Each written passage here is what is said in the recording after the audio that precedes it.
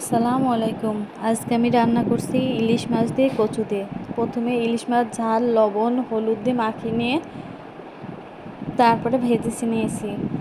ভাজা হয়ে গেলে দুইটা রেখেছি আমার মেয়ের জন্য। তারপরে পেঁয়াজ কুচি ঝাল কুচি তেলের উপরে দিয়ে দিয়েছি, দিয়ে একটু নাড়াচাড়া করে নিয়ে নিলাম। কিছুক্ষণ পরে ঝালের গুঁড়া হলুদের গুঁড়া রসুন বাটা ধনিয়া গুঁড়া লবণ দিয়ে ভালোভাবে মিশিয়ে নিচ্ছি। তারপরে কচুগুলো আগে দিয়ে ছিলে ধুয়ে রেখেছিলাম, সেগুলো মশলার মধ্যে দিয়ে দিয়েছি। তারপরে কিছুক্ষণ নাড়াচাড়া করে নেব। কিছুক্ষণ পর নাড়াচাড়া হয়ে গেলে একটু পানি দিয়ে দেব কচুটা ভালোভাবে সিদ্ধ হওয়ার জন্য। কচুটা কিছুক্ষণ নাড়াচাড়া করার পরে ঢাকনা দিয়ে ঢেকে দেব। ঢেকে দেবার পরে কিছুক্ষণ সিদ্ধ হয়ে গেলে পানিটা শুকিয়ে গেলে তারপরে বুঝে নিতে হবে কচুটা ভালোভাবে সিদ্ধ হয়ে গেছে।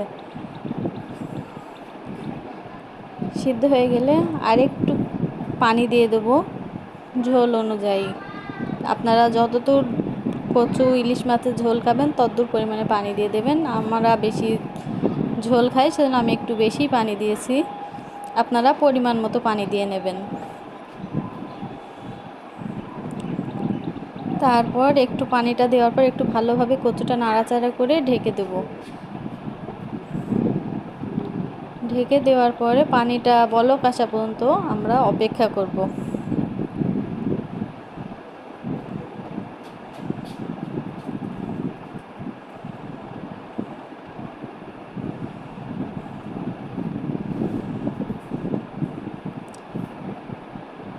পানিটা যখন ফুটবে তখন ভাজা ইলিশ মাছগুলো দিয়ে দেব।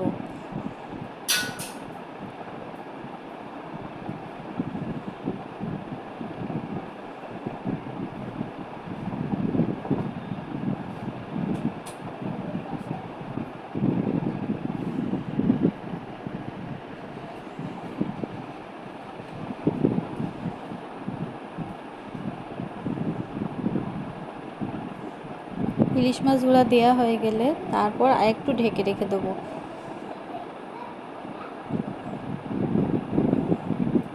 কিছুক্ষণ পরে মাছগুলা ঢাকনা খুলে নাড়াচাড়া করে মাছগুলা ঢেলে নিলাম। দিয়ে তারপরে ঢালার পরে একটু জিরা গুঁড়ো ছিটিয়ে দিলাম। সবাইকে ধন্যবাদ।